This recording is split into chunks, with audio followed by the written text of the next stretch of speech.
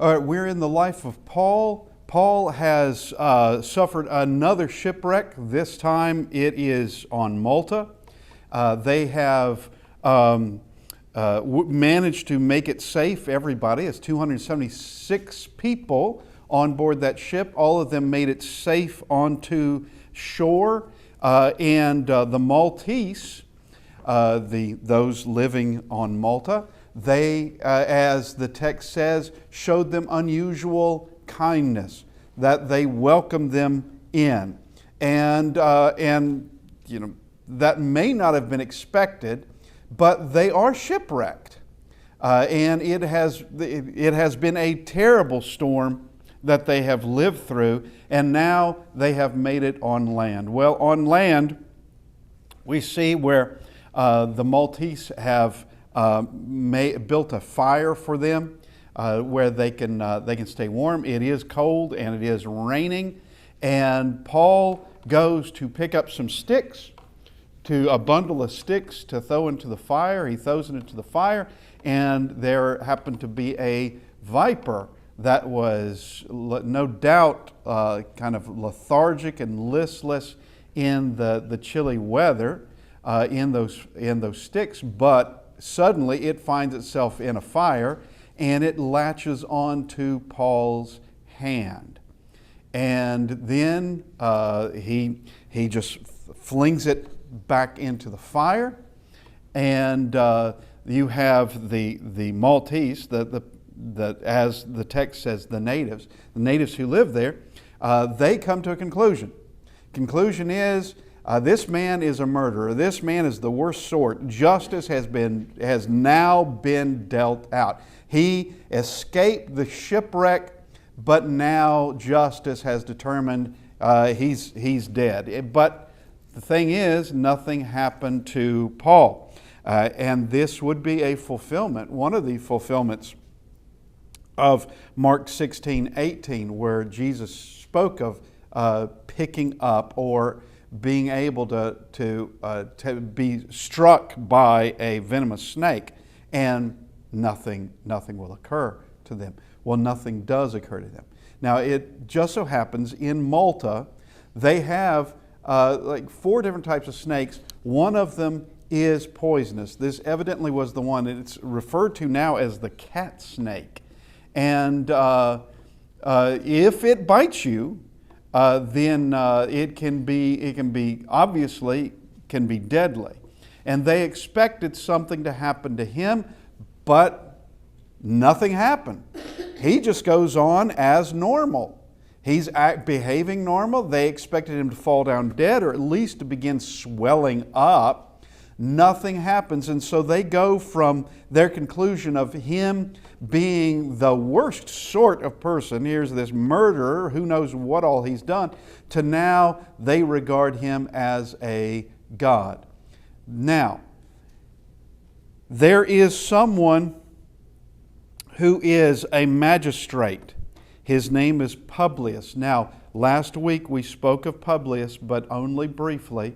Publius is going to receive them into his home. He's going to entertain them courteously. Now, who is the them? We have to ask that question, because there was 276 people on board that ship. And now, Publius does have an estate, and it says so in that. In verse 7, so we're in Acts 28, verse 7, in that region there was an estate of the leading citizen. He's a magistrate, leading citizen of the island. He's a magistrate there. His name is Publius, and whose name was Publius, who received us, entertained us courteously for 3 days. So for 3 days, he's willing to do this. But was this for 276 people? The likelihood is not, but I don't know. I mean, he would have to be extraordinarily wealthy, while the estates, Roman estates, which is what this is an estate during in the Roman Empire. Roman estates could be extraordinary places, but I'm not sure that he would have taken all 276. But with the us, we would know that it would have to be Paul, it would have to be Luke, and it would also, probably Aristarchus, and it would also have to be the soldier guarding Paul. Not necessarily centurion, but the centurion may have been an honored guest there as well. But it would have to be someone would have to be guarding Paul at all times. And we know that actually from verse 16, that there is a guard assigned to Paul. And it's not the centurion. This centurion is not personally assigned to Paul. He assigns somebody else. He's over everybody, all his soldiers, all the prisoners, the centurion is.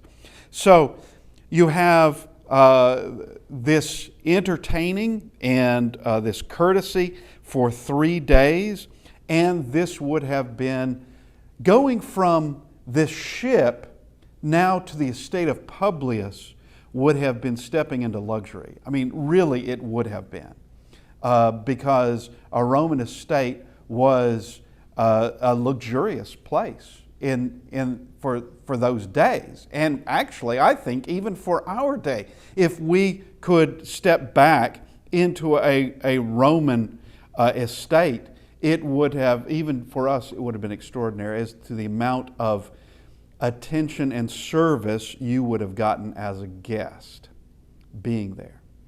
Now, Publius has a father. And we spoke of this last week. We're just doing a little bit of a recap here because there are certain things we need to gather up before we go any further. It happened that the father of Publius, verse 8, lay sick of a fever and dysentery. Paul went into him and prayed, and he laid hands on him and healed him. And we just want to make note, who is traveling with Paul? Well, Luke is. What is Luke by occupation? Well, Luke's a physician. All right. Well, there's no need for a physician when you have Luke. There's no need for a physician. Now, there are times when God will say no. There are certain things that Paul had. He had his thorn in the flesh, which was a physical ailment of some sort. Paul had a thorn in the flesh. He prayed for that thorn in the flesh to be gone. But God said, he prayed 3 times. God said, no, my grace is sufficient for you. No. And so there are times when God will say no. And there are times when a physician, in those days, a physician would be necessary. But not at this moment, and he heals him. Verse 9, so when this was done, the rest of those on the island who had diseases also came and were healed. So the news goes out quick that the father of our magistrate was just healed by this man who was shipwrecked, survived with these others, that there was the venomous snake that lives on Malta, bit him, clung to his hand, and he didn't die. All right? So here now, he's healing people. So verse 10, they also honored us in many ways, and when we departed, they provided such things as were necessary. Okay, so all these people from around Malta, they get word, they go to see Paul. Paul is an extraordinary visit, and we just want to make mention that if there had not been that Euroclydon, if they had not wrecked on Malta, Malta would not have been so blessed. The father of Publius may very well have died. These others would have probably continued in their diseases, whatever those diseases happen to be. They were probably, many of them would have been chronic, and you're not getting rid of it. Many others would have been fatal. You're not going to live from it. And the Malta is blessed because of this. And I want to also make mention, I didn't make mention of this earlier, and I should have. There is a bay on Malta. It's on the north side. It is to this day known as St. Paul's Bay. To this day. Now, is that where they had the shipwreck? We don't know. There's no way to know if that is the bay. There's been a lot of time between then it's, and the point at which someone officially called it or recorded it as St. Paul's Bay. So there is no, well, you can't know for certain, but there is an understanding that what happened in Acts happened. It happened. And we're also coming to a point now of also talking about, again, that Luke, who wrote the book of Acts, knew an awful lot about the things occurring, small things occurring in the first century Roman world. As one historian may mention, that if you were faking the book of Acts, which skeptics will say like 200 years after the fact, maybe in the 3rd century, maybe 2nd century, but probably 3rd century, you would have skeptics saying this: someone is writing down the book of Acts and it's fake. All right, if they did that, there would be certain things they could not know. And if they did that, well, you could know the major figures of the day, but you'd never put down the minor ones, such as Felix and Festus and Publius. You wouldn't do that. Or Gaius. You wouldn't put any of those down. You'd leave that blank. You wouldn't put those details in. Because if you attempted it, somebody in time would have to say, no, according to the records that we found, according to archaeology, according to something, that there wasn't that person ever who was a magistrate there. Or that wasn't even a name in the day. That came in later. But we have here the writer of Acts knows a lot about the things of the day because it's being written in the first century by a man who is being inspired of God and also witnesses parts of it. Luke does not witness all of the book of Acts. He's not there in Acts chapter 1. He's not there in Acts chapter 2. He doesn't come around until Acts chapter 16, I believe. We don't see him being included in any of this until we get to Paul's second missionary journey. Now, he is now with Paul. Since Paul left to go back to Jerusalem where he was arrested, and now he is being taken to Rome. All right, and so that's now over 2 years in the process. Now over 2 years that's been going on. Now, they honor them in many ways because of Paul. No other reason. They're not honoring them because they're shipwrecked. I mean, they can show mercy to them and show kindness to them, but that wouldn't be honoring them. Now they're honoring them. And when we departed, they provided such things as were necessary. So, for their departure, they're providing the food. How long is it going to take? Well, don't really know, because it is the ocean that you're dealing with and weather that you're dealing with. And this is 3 months since they've been on Malta. They're spending 3 months on Malta. We'll get that information in just a bit. They've spent 3 months there. They're wintering there now. And so they're not going to leave until if my calculation is correct, it would be late February. So this would be late winter when they're leaving. And it could be, and I've been dealing rather conservatively with this, it could be early March when they're leaving. Not that it's that big of a difference, because it wouldn't be, only a matter of a couple of weeks or so.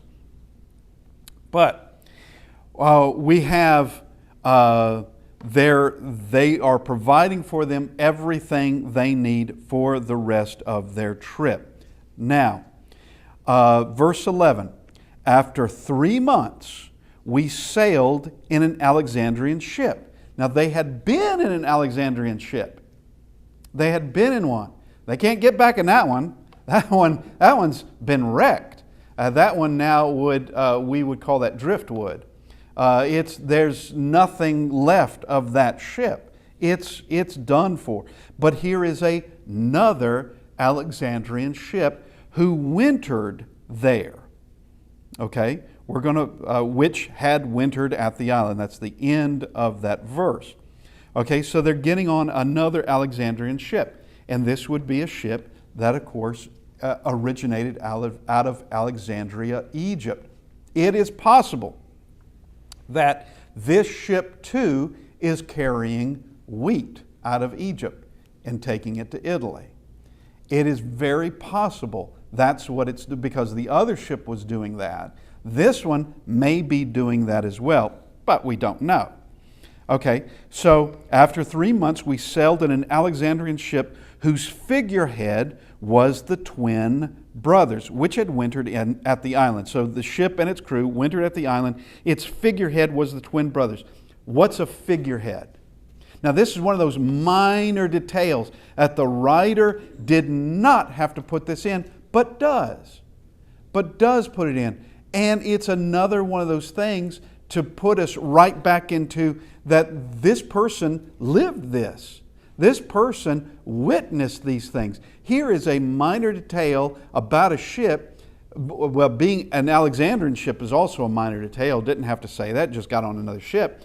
But here is this ship with a figurehead. Okay, what's a figurehead of a ship?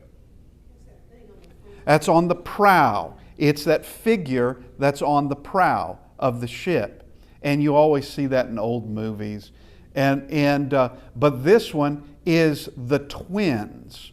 All right, who are the twins? Well, these happen to be the two. Okay, this is Greek mythology, and it gets twisted. But these are the twin sons of Zeus. Actually, this is twisted. One of them belongs to Zeus. One of them doesn't belong to Zeus. Okay, they're twin. It's mythology. All right, it gets all warped and bizarre, and there's more to it than that. But anyway, they are the twins. And why would they be on a ship? Well, I don't know, except that they were the protectors of sailors. That's why. And so you could, I guess, put Poseidon on there, or you could put the twins on there. Well, this one has the twins. And now, we do have them in our night sky, and it's known as Gemini. Zeus turned them into a constellation, and it's Gemini. Okay, so it just gets more and more weird. Okay, and trust me, it's weirder still, because it's Greek, it's mythology, and somebody makes it up, and somebody adds, and you get some weird things in there. So this ship, the Alexandria, was from Egypt? Yes, yeah, from Alexandria, Egypt. Okay, so this is the new ship they're in, and this ship had the fortune of being able to make it there and stay there before the big storm came. And it's very possible that this ship left out of Alexandria before the other ship did. Or either that or didn't make its so many stops or whatever. But it had made it to Malta before the storm hit. All right, so now they are leaving Malta. And verse 12, and landing at Syracuse, we stayed 3 days. Now, Syracuse is Sicily. It is on the east coast, kind of southern east coast. It's not the extreme southeast, but it's on the southern eastern coast. And so they're basically heading straight north. They're heading north to Syracuse. And so they're going to stay 3 days here. And of course, they're going to have to go where the ship goes, as we have made mention. There weren't really any ships in those days that were just passenger ships. You had troop ships, you did have that, but these are cargo ships. And so you have cargo ships that if you wanted a ride, well, that's extra money for them. But as we said, it's at your own risk. It's not as though they have staterooms in there or anything like that. You bring your food, you bring whatever it is you need, and you can ride along, but they stop where they stop. So, well, anyway, they stop at Syracuse, and they stay for 3 days. Now we come to verse 13, and we're getting to a Greek maritime word, navigational word, that has to be translated into English, and it's not translated. Well, there's a lot of arguments as to how it should be translated. Okay, from there we circled round and reached Rhegium. Now, Rhegium is on the toe of the boot of Italy. That's where Rhegium is.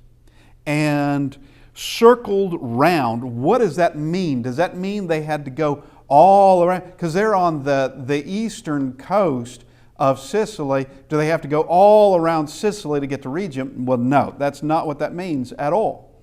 It is a navigational term that was of the day. And of course, it is a Greek word because the New Testament is in Koine Greek. But it means they could not just take a straight line there because the winds were not working with them. Now, this isn't a storm. It's not like what they faced 3 months earlier. But they cannot take a direct route. This is what is known as tacking, or, well, we can think of it like having to make an S pattern or go in a serpentine pattern to be able to get where you want to go because of the winds. And you can still make progress, but it's not like having the wind coming directly from your back, pushing you where you want to go. All right? And so this too is one of those little details that the author, the Holy Spirit, did not have to put in, but it's another one of those little stamps of absolute authenticity because it is a very old navigation term. Someone who wasn't accustomed to ships in the day wouldn't necessarily use that term at all. But someone who is on a ship and they're having to do it, you would learn that term. All right, we'll just read verse 13 again. From there we circled round and reached Rhegium, and after 1 day the south wind blew. Now that would be an indicator, actually, that what they just went through with circling round was a different wind. The south wind means it's coming from the south. Where they need to go? Basically, they need to go north. Okay? And so here's a wind that is not contrary to where they want to go. And so this is now easier on the sailors and would take less time. But from Syracuse to Rhegium is 75 miles to do that. So it's not terribly long. And on a good day with good sailing, you could make it there in a day, obviously. Yeah, I mean, not obviously, but you could. But now you have the south wind blowing, and the next day we came to Puteoli. Now, Puteoli is, you have this favored wind that is there. And Puteoli is actually 250 miles from up the coast from Rhegium. And the next day, they have 1 day the south wind begins to blow, and the next day they come to Puteoli. Now, that would also show that they were under very favorable conditions, because they just went a longer distance, and this could easily be done inside of a 24-hour period. Okay, it can be done under favorable conditions. So you could have a portion of one day and a portion of another day. That's 2 days. Okay, and so this was favorable conditions, and Puteoli is an area of Naples. That's where they end up. This is where they have, and this is the end of the ocean voyage. They've gone to Puteoli, and we see where the rest of this is going to be by road, because they're 100 and some odd miles from Rome at this point. Rome is not a port city. Rome is inland. And it could be that the Alexandrian ship, this is as far as they were going anyway, and they can't get them any closer to Rome. And so this may very well have been the place where from the south anyway, where you would disembark to go to Rome.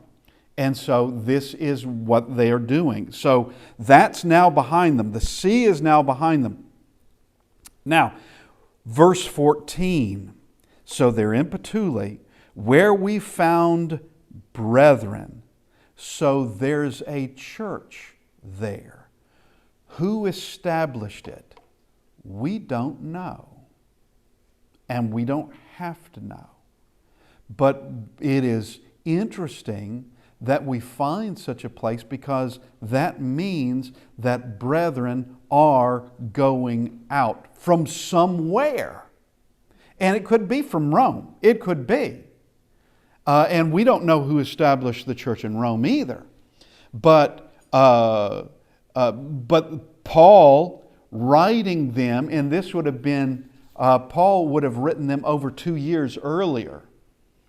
The letter to Rome, ready to go to Rome, having plans to go to Rome, and as we made mention, then had no idea this is how he was getting there. He didn't know he was going as a prisoner, but he was hoping to get there. And so there is the church at Puteoli, and it's possible that brethren from Rome went there. It's possible. It's possible that somebody from somewhere else just went there and established the church. But they found the brethren and were invited to stay with them 7 days, and so we went toward Rome. We'll get to that statement in just a minute.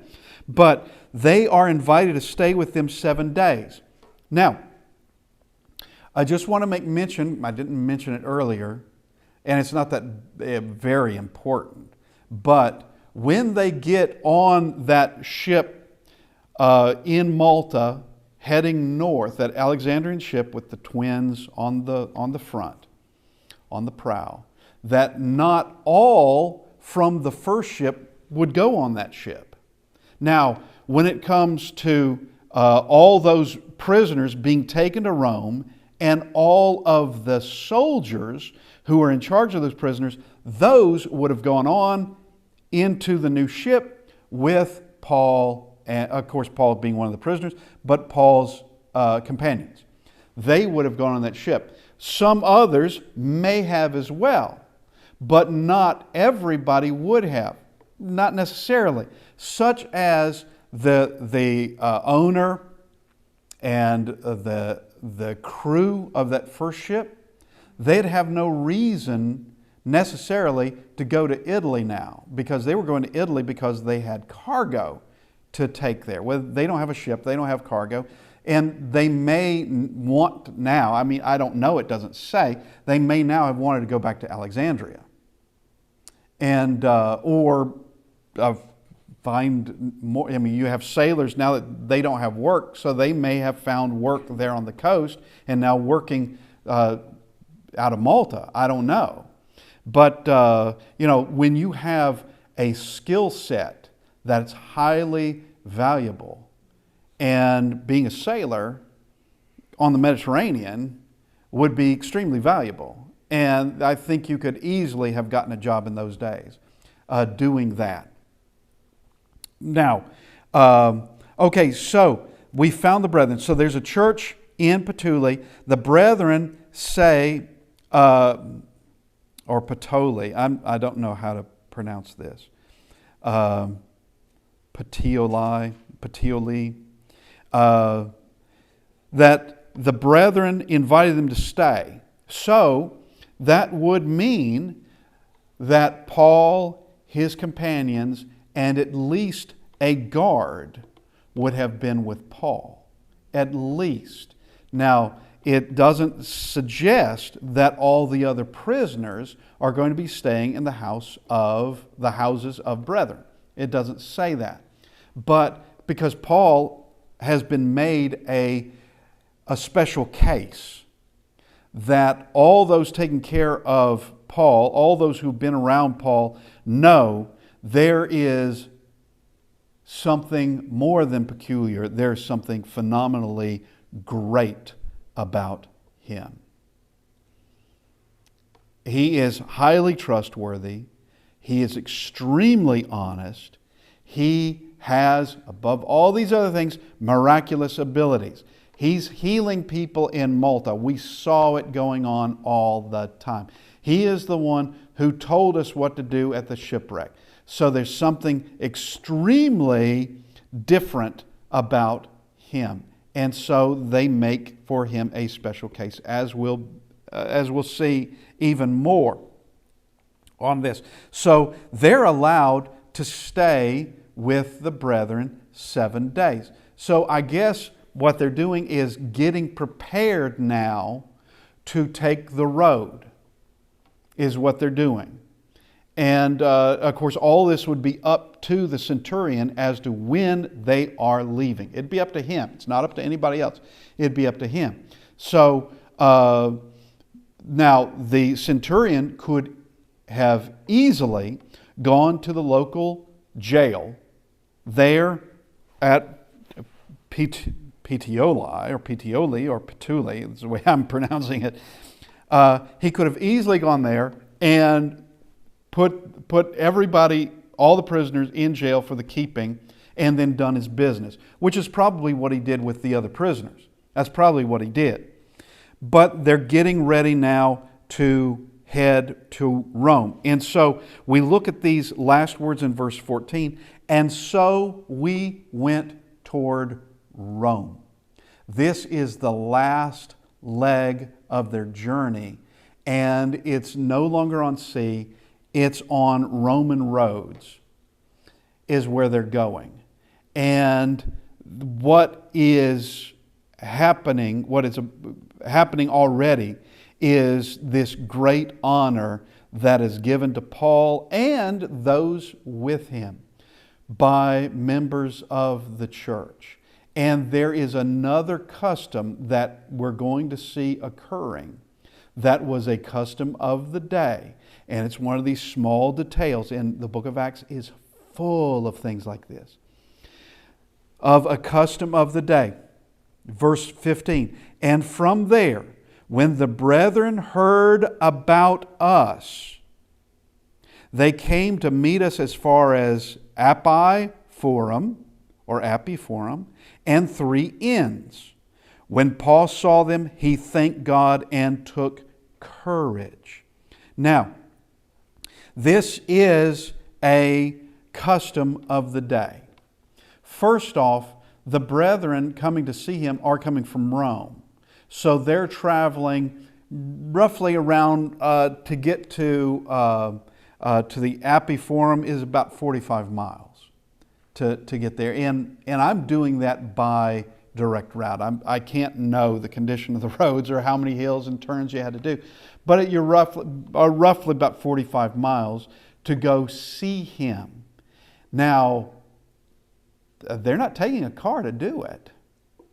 They're having to travel by horse or by cart, which is also the speed of a horse, or they're walking.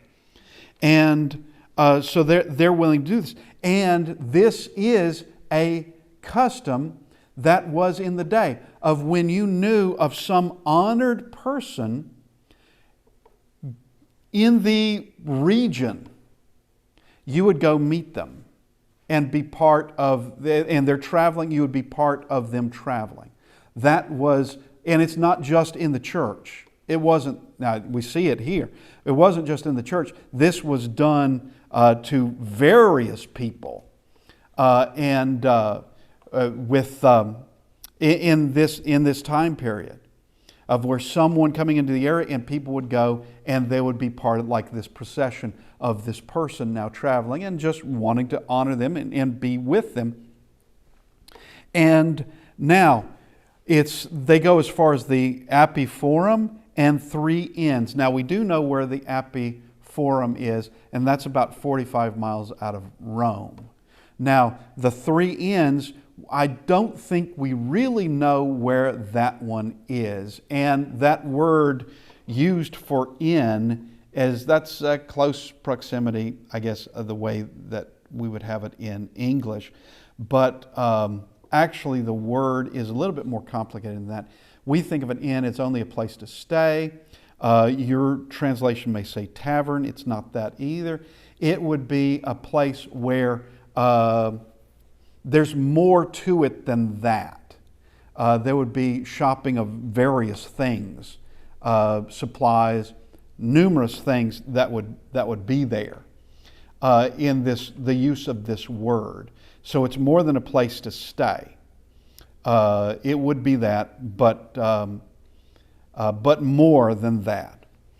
All right, so they're willing to come to him and see him on his way, be with him as he's going to Rome. Now, we saw previously where he's going to Jerusalem, and he goes to Tyre, and the brethren at Tyre go with him all the way back to the ship.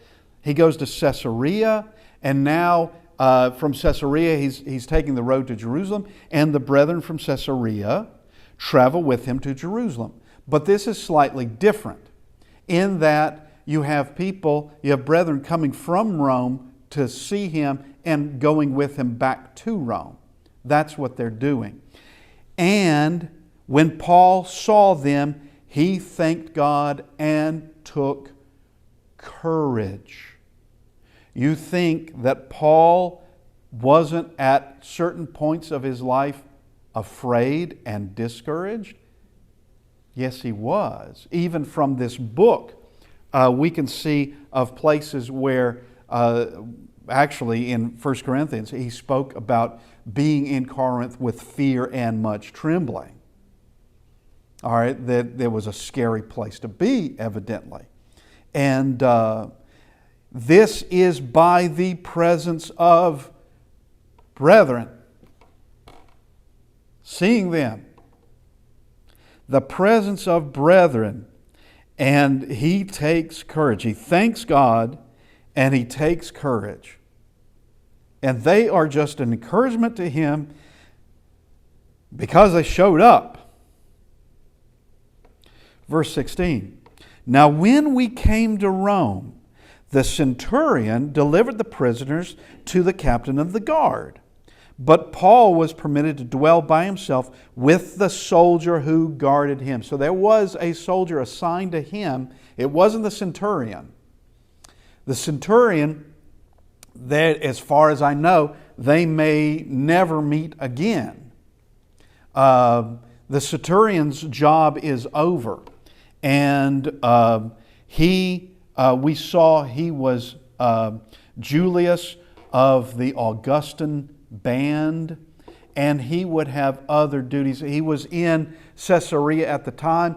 he would now have other duties or find his next assignment. And it's not delivering prisoners. That just happened to be, he was there, no doubt, well, I don't think there's a doubt anyway, that he was heading back to Rome anyway, because he's of a personal regiment of Nero. And so he's heading back to Caesar anyway, to where his regiment would be. And so he's through with this assignment. All the other prisoners are stored away. He has a soldier assigned to take care of Paul. Paul's going to be in his own living quarters, and it is a rental property. He's renting a house, and he's going to be there for 2 years. That's where he's going to be. And now we come to verse 17. Now understand this, that just because Paul has his own place to stay, he's not in a prison, he's still a prisoner, he still has a guard over him, and he still has a chain. And he's going to talk about it. He still has a chain. That it's still a serious business of taking care of Paul. Because if something were to happen to him, even if he didn't do it, but somebody came by and took him, either for his escape or to take him because they wanted to kill him, it's still the guard's responsibility, and it's capital punishment on the guard. All right. If I were guarding Paul, okay, and thinking just from having come from the background of a Roman soldier, I'd secure him pretty well too. I mean, you'd be kind to him, but no, it's my life. My life is tied to your 2 legs, okay? My life is tied to where you go. And there's going to be a chain here. There's going to be a chain around an ankle or two. It's got to. And but he's being taken care of very nicely. But understand, he's still a prisoner of Rome. And he still has to show up before Caesar. That's no small thing. Now, we come to verse 17. We'll read it, and then, or at least read the beginning of this, and then we'll continue next week. And it came to pass after 3 days that Paul called the leaders of the Jews together. So he's there only 3 days, recouping whatever needs to be done, getting his bearings, acclimating himself to his new surroundings and what life is going to be like for him, and exercising what rights he is allowed, and he is allowed to do this. He's allowed to call for the leaders of the Jews. This would be the leaders of the Jews in Rome, who have heard nothing about what has occurred. And they're going to say this. They know nothing. They've been informed of nothing. And but there's going to be another speech by Paul to them, which we'll go over next week. Another speech, and in it, he is bringing in the gospel. He's going to be doing it. And so next week we should finish, there's no guarantees, but we should finish the book of Acts. But that doesn't mean we're finished with the life of Paul. We're just finished with the life of Paul in the book of Acts. Now, we're not going to study word for word all of the letters that he writes, but we are going to be studying some of the facts found in those letters concerning Paul. We are going to do that. And so we should be finishing up Acts next week. Should. And but then we'll be moving forward to other matters of Paul writing things about himself. And I want to thank everybody, and hopefully next week we will continue.